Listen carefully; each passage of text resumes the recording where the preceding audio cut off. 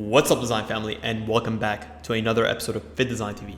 So glad to have you back on the channel.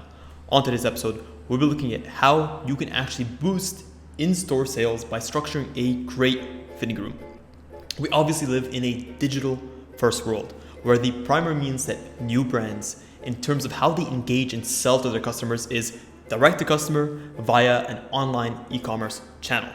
This doesn't mean that this direct to customer approach is the only way to go about it, and you guys will know, if you've watched this channel before, that I'm still a huge proponent of a physical in-store location. It can provide a lot of benefits that an online store simply cannot. So on today's episode, we're going to specifically be looking at how you can structure a fitting room to create an experience that can help engage your customers, that can help them feel comfortable, that can help them ultimately make a purchasing decision that is the right decision for them, and ultimately is going to be the right decision for your business, as it's going to help boost sales and it's going to encourage customer loyalty, allowing them to make more educated decisions with confidence, and could even potentially lead them to buying more as they feel that confidence in your brand and in your products.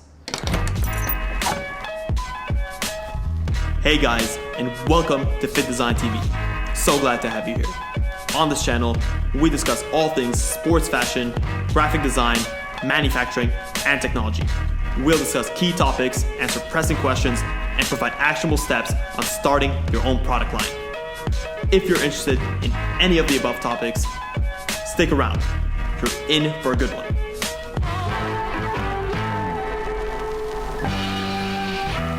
So we actually know that the big difference between an online and an offline store is that when it comes to an offline store, customers can actually touch the clothing, and more importantly, they can actually try it on. So the simple act of being able to try on this product before you actually go ahead and buy it can help put customers in a state of mind that makes them a lot more relaxed and at ease, and is going to give them the knowledge and the structure that they need to be able to make a decision on whether or not they want to pass or actually go for a specific garment that they're interested in from you. So there are actually 4 key things that you as a store owner need to be conscious of when it comes to structuring a fitting room that's going to give your customers the best possible retail experience. Number 1, focus on providing a good quality mirror. A good mirror is definitely worth the investment. The goal here is that you want to get your customers looking good when they look in the mirror. The reflection that they see back on them should be something that gives them the confidence that they need to make that purchasing decision. Chances are, if they feel good in your designs, they're definitely going to consider that purchase. When it comes to these mirrors, I would definitely recommend 2 key things. The first is consider using an elongated mirror that is slightly tilted. This slightly tilted angle is going to create an elongated look to the body of your wearer. This is going to help them feel skinnier, it's going to help them feel a lot more composed, and it's just going to create a much more flattering appearance overall. And 2, make sure to pick mirrors with a low concentration of iron. Mirrors typically that have a high concentration of iron, what ends up happening is that the reflection that you see tends to have a greenish tint in it. And this greenish tint definitely reflects quite poorly on many skin tones. So a mirror with a much lower concentration of iron is going to do a much better job at creating a more natural and flattering skin tone reflection for the people looking into the mirror. Number 2, make sure to pay close attention to the lighting in your store. Choosing the right types of lights that complement one another when it comes to your lighting and your mood is going to do a great job at actually helping to flatter and emphasize the positive qualities in the people that are trying on the actual clothes in your store. In order to do this, you can actually try using a ring flash mirror. So this mirror is going to do a great job at providing a halo lighting experience. This creates a more even complexion on the skin tone, which is going to help reduce imperfections and is going to look a lot more flattering on the wearer. And definitely on the flip side, avoid using fluorescent lights or harsh and very directed spotlights. This is going to give the opposite effect of the halo ring mirror.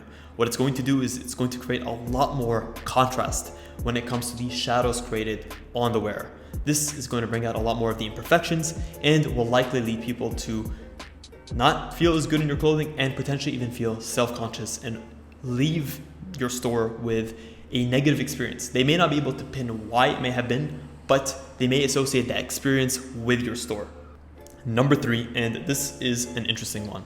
As we all know, light actually reflects off of surfaces. So make sure that you're picking the right wall color, as this is going to have a huge impact in terms of how your garments look and the skin tones look under different lighting scenarios. When it comes to specific wall colors, consider using white walls. These are going to do a great job at diffusing light, which is going to create an airbrushed look. When it comes to orange walls, these are going to help emit a warm glow. It's going to make the skin look healthier and a lot more flush. And definitely avoid using black or gray walls.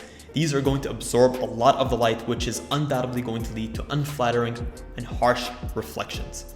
Last but not least, focus on the details. Extra details are going to go a long way towards polishing the fitting experience and are going to be an integral part of leaving your customers with a positive overall buying experience. To do this, definitely provide spacious and comfortable fitting rooms. This is going to help your customers enjoy the process of trying on your clothes. You can also actually consider including additional products either nearby or within the fitting room itself. This is going to go a long way towards helping your customers or encouraging them to mix and match, and will also help them visualize the full effect of an outfit.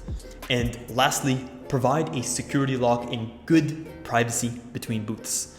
This is going to help your customers feel a lot more at ease and secure when it comes to the security of their things and their own personal privacy, which is going to encourage them to try on more clothes, which undoubtedly can lead to more sales down the line. Well, that is a wrap on this episode, guys. Hopefully you've learned a thing or two when it comes to how to structure and design a great fitting room that's going to make your customers feel more comfortable, is going to lead them to trying on more clothes, and ultimately is going to flatter them in the designs that you've worked so hard to create. Guys, if you enjoyed this episode, please consider smashing a thumbs up. This is the only cost of admission to a free episode like this, and it would mean the absolute world to us. Also, consider subscribing if you haven't done so already. We put out great content every single Wednesday and Sunday and haven't missed a beat in over 2 years. So consider subscribing, you won't regret it. Guys, thank you so much for tuning in to this episode of Fittdesign TV. Until next week's episode, stay awesome.